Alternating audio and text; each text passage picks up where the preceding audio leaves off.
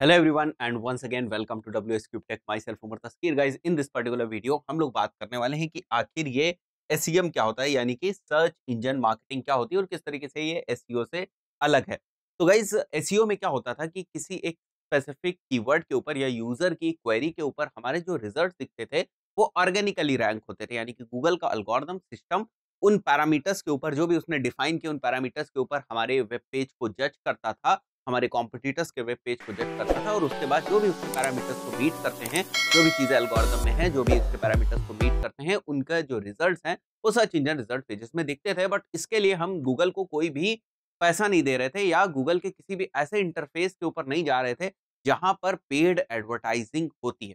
वो सारी चीजें क्या थी, वो सारी चीजें ऑर्गेनिक थी, फ्री थी। बस आपको एफर्ट्स कहाँ पे लगाने थे, आपको एफर्ट्स लगाने थे सिंपल लैंग्वेज में गूगल की गाइडलाइंस को फॉलो करने के लिए। अब गूगल की गाइडलाइंस अलग-अलग तरीके से थी कि ऑन पेज एसईओ के लिए क्या-क्या करना चाहिए आपको, ऑफ पेज एसईओ के लिए क्या-क्या करना चाहिए आपको, टेक्निकल एसईओ के लिए क्या-क्या करना चाहिए। ऐसे लगभग 200 फैक्टर्स हैं जो गूगल बताता है कि हमने ये 200 फैक्टर्स आपको बता रखे हैं। अगर आप इन 200 फैक्टर्स को प्रॉपर्ली फॉलो करते हैं और इन सारी चीज़ों को आप जो जेन्युइन तरीके हैं उन तरीकों से करते हैं, जो भी आप टेक्निक्स यूज़ करना चाहते हैं एसईओ के पॉइंट ऑफ व्यू से, तो डेफिनिटली स्लोली स्लोली आपकी वेबसाइट जो है वो रैंक करना स्टार्ट कर देगी। बट हमेशा ऐसा नहीं होता है। आप हमेशा ये नहीं चाहोगे कि आपकी वेबसाइट को रैंक करने में कुछ टाइम लगे। फॉर एग्जांपल आपकी ई-कॉमर्स वेबसाइट है। अब आप ये नहीं चाहते हो कि ई-कॉमर्स वेबसाइट को हम रैंक कराना शुरू करें। भाई मैं ऑनलाइन बैग्स बेचता हूँ, मैं चाहता हूँ एक यूज़र की जो क्वेरी है, ये क्वेरी है, यूज़र की क्वेरी है ऑनलाइन बैग्स और इसके ऊपर जो है हमारी वेबसाइट रैंक करे। आपने नई वेबसाइट बनाई तो आपकी वेबसाइट को अगर नई वेबसाइट है तो रैंक कराना है, तो फिर टाइम लगेगा। अगर हम एसईओ करेंगे, जैसे हम लोगों ने बात करी थी कि एसईओ में बेसिकली थोड़ा-सा टाइम लगता है। वहीं पर जैसे एक और एग्ज़ाम्पल हम लोग मान के चलते हैं कि ऑनलाइन बैग्स की मैं बात कर रहा हूँ, बैग्स आप बेच रहे हो ₹1000 का। आप ₹1000 का बैग बेच रहे हो, थोड़ा-सा इसको बिज़नेसमैन के पॉइंट ऑफ व्यू से समझने की कोशिश करिए, बिज़नेस के पॉइंट ऑफ व्यू से समझने की कोशिश करिए। ₹1000 का आप बेच रहे हो और ये आपको फॉर एग्ज़ाम्पल मैं मान के चलता हूँ कि इसके ऊपर जो आपको प्रॉफ़िट हो रहा है, एक बैग को बेचने के लिए वो हो रहा है आपका ₹300 का। ₹300 का प्रॉफ़िट हो रहा है जब आप ₹1000 का एक बैग बेचते हो। तो मैं मान सकता हूँ कि इसके ऊपर कि अगर एक 1000 के बैग को बेचने के लिए मुझे ऐड में ₹50 भी खर्च करने पड़ रहे हैं या ₹100 भी खर्च करने पड़ रहे हैं, तो मुझे प्रॉब्लम नहीं होनी चाहिए, क्योंकि तब भी मैं 200 से ₹250 का जो प्रॉफ़िट है वो बचा लूँगा।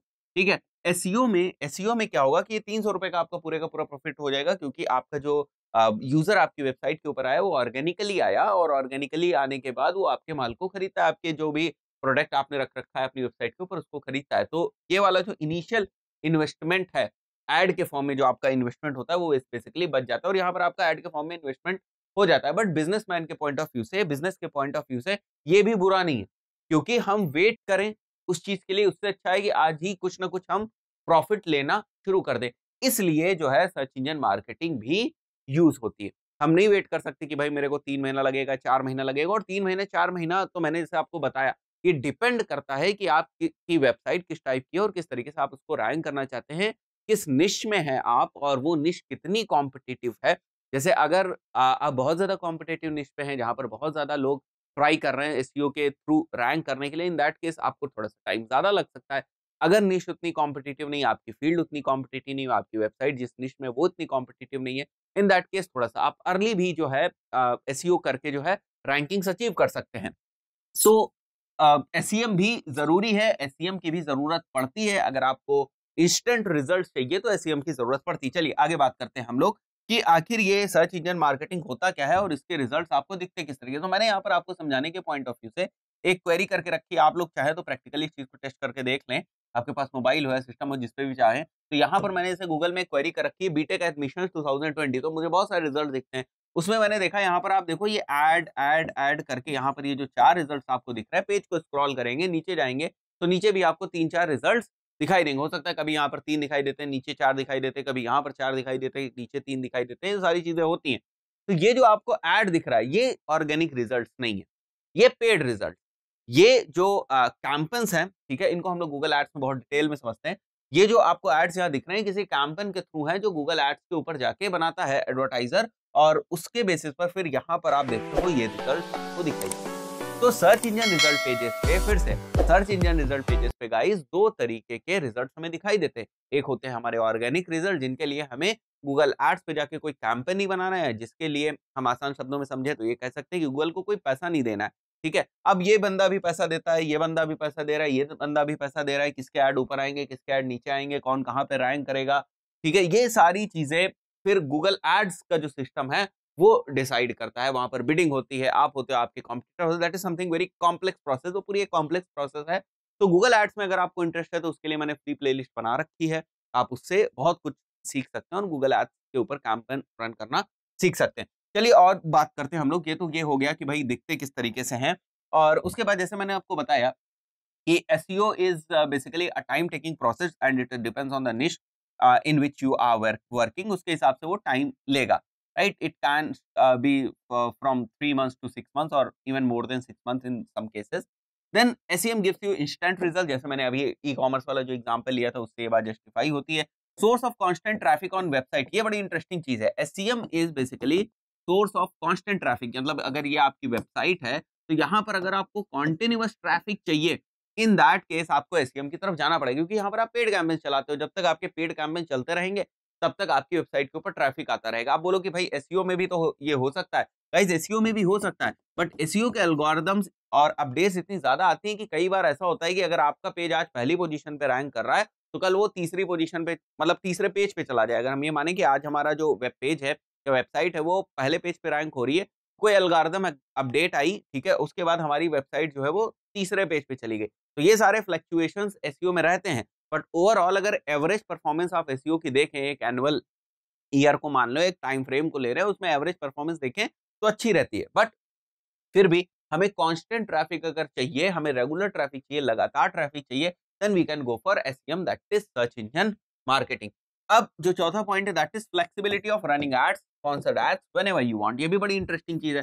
फॉर एग्जांपल मैंने जैसे यहाँ पर जो है एडमिशन से रिलेटेड ही क्वेरी करी थी, अगर आप देखें पिछला जो मैंने एग्जांपल लिखा था वो एडमिशन से रिलेटेड था, तो उस पॉइंट ऑफ व्यू से कि जनरली जो कॉलेजेस होते हैं, जैसे इंजीनियरिंग कॉलेजेस हैं, बीटेक मैंने एग्जांपल लिया था, तो ऐसे इंजीनियरिंग कॉलेज है उसमें जो एडमिशन्स होते हैं वो मान के चलते हैं हम लोग कि जुलाई जून से अगस्त तक होते हैं। तो डेफिनेटली अगर कोई इंजीनियरिंग कॉलेज है और वो अपने कैंपस रन कर रहा है, तो वो जून से अगस्त के बीच में जो अपने कैंपस उनको एक्सेलरेट करेगा, ज़्यादा पैसा लगाएगा, ज़्यादा कैंपस रन करेगा, चारों तरफ से जो है वो एक्वायर करने की कोशिश करेगा, कैंडिडेट्स को लीड के फॉर्म में कैंडिडेट्स को लेकर आने की कोशिश करेगा। तो अब वो एडमिशन दिसंबर में तो होते नहीं है, तो दिसंबर में तो उसको जो है मार्केटिंग की ज़रूरत है नहीं, सर्च इंजन मार्केटिंग की ज़रूरत है नहीं, कि इस वक़्त अगर लीड आएँगी भी तो कन्वर्ट नहीं होंगे, फिर हम नेक्स्ट सेशन में देखेंगे, अगले साल देखेंगे हम लोग क्या है। तो ये भी आपके कंट्रोल में रहता है कि आप कब, आपके पास फ्लेक्सिबिलिटी है, जब आपको ज़रूरत है तब आप कैंपेन चलाओ, जब आपको ज़रूरत नहीं है आप कैंपेन बंद कर दो। तो ये फ्लेक्सिबिलिटी भी हमारे पास सर्च इंजन मार्केटिंग में होती है। Then hyper targeting is possible. This is again a very important thing कि आपको किस लोकेशन में टारगेट करना है, जेंडर वाइज़, डेमोग्राफिक, ठीक है, इंटरेस्ट वाइज़, बहुत सारी चीज़ें होती है, प्लेसमेंट वाइज़, उन सभी के बेसिस पे आप टारगेटिंग कर सकते हैं। Then require skill to run your ads and beat your competitors, जैसे मैंने यहाँ पर आप देखो, अगर इस इमेज को देखो तो ये वाला एड, अब जैसे ये बीटेक एडमिशन 2020 ये क्वेरी हुई, तो किसी का एड यहाँ पर ये 3 रिजल्ट 4 रिजल्ट जो आए, तो ये जो फोर्थ वाला रिजल्ट है ये पहली पोजीशन पे क्यों नहीं आया भाई, इसको फोर्थ पोजीशन क्यों मिली, ये थर्ड वाला इस पोजीशन पे क्यों है। तो ये सारी चीजें जो गूगल एड्स का अपना सिस्टम है, अपने एल्गोरिदम्स हैं, अपने प्रोग्राम्स हैं, उनके थ्रू ये चीज डिसाइड होती है। बिडिंग हमने क्या कर रखी है, हमारा क्वालिटी स्कोर क्या है, कॉम्पिटिटर ने हमारे क्या बिडिंग कर रखी है, उसका क्वालिटी स्कोर क्या है, ऐसे बहुत सारे फैक्टर्स होते हैं, चीज डिटरमाइन करते हैं कि यहाँ पर जो इस क्वेरी के ऊपर जो रिजल्ट्स आए हैं वो किस ऑर्डर में यहाँ पर आएंगे, उनको कौन सी एड रैंक मिलेगी। तो ये सारी जो चीजें हैं भाई, आप भी चाहोगे कि आपको ऊपर जो है एड रैंक मिले, पैसा भी आप पर क्लिक कम देना चाहोगे, तो ये सारी चीजें ना इतनी भी आसान नहीं है। अगर आप बिल्कुल बिगिनर है, अगर आप बिल्कुल बिगिनर है तो इतनी भी आसान नहीं है। तो हमेशा आपको इस पर्टिकुलर केस में कुछ स्किल्स की, कुछ अच्छी स्किल्स की जरूरत पड़ेगी, ताकि आप बड़ी आसानी से जो आपके कॉम्पिटिटर्स हैं उनको आप बीट कर सके। तो गाइज ये होता है हमारा सर्च इंजन मार्केटिंग। बेसिक तौर पे ये होता है कि भाई कुछ स्पेसिफिक कीवर्ड्स को टारगेट करके हम अपने कैंपेन्स को रन करते हैं, और हम चाहते हैं कि हमारे जो एड्स है वो उन स्पेसिफिक कीवर्ड्स के ऊपर दिखें, और जब कभी भी हमारा कोई एड ट्रिगर होगा और उसके ऊपर क्लिक आएगा तो हम कुछ अमाउंट पे कर सकते हैं पर क्लिक। जैसे मैंने कहा कि अगर मेरे ऐड के ऊपर क्लिक आएगा तो मैं 10 रुपए जो है पर क्लिक पे कर सकता हूँ। तो ये इस तरीके से इस सिस्टम के थ्रू ये सर्च इंजन मार्केटिंग चलती है। और इसको गूगल के लिए हम किस प्लेटफॉर्म से रन करते हैं, बेसिकली गूगल एड्स से हम रन करते हैं। और भी तरीके के एड्स होते हैं जो हम गूगल एड्स के थ्रू रन करते हैं, जैसे यूट्यूब ऐड हो गया, डिस्प्ले ऐड हो गया। बट स्पेसिफिकली क्योंकि हम लोग सर्च इंजन ऑप्टिमाइजेशन की बात करी थी हम लोगों ने लास्ट वीडियो में, उस वीडियो में हम सर्च इंजन मार्केटिंग की बात कर रहे हैं, तो हम गूगल के सर्च एड्स की बेसिकली बात करें। तो अगर आपको ये एड्स रन करने हैं तो आप गूगल के सर्च एड्स के थ्रू आप इन एड्स को रन कर सकते हो। जैसे मैंने बताया, मैंने प्लेलिस्ट ऑलरेडी बना रखी है, तो काफ़ी कुछ अगर आप सर्च ऐड के बारे में और डिटेल में सीखना चाहते हैं तो फिर आप उस प्लेलिस्ट को फॉलो कर सकते हैं। दोस्तों इस पर्टिकुलर वीडियो में इतना ही, मिलता है नेक्स्ट वीडियो में, टिल देन गुड बाय।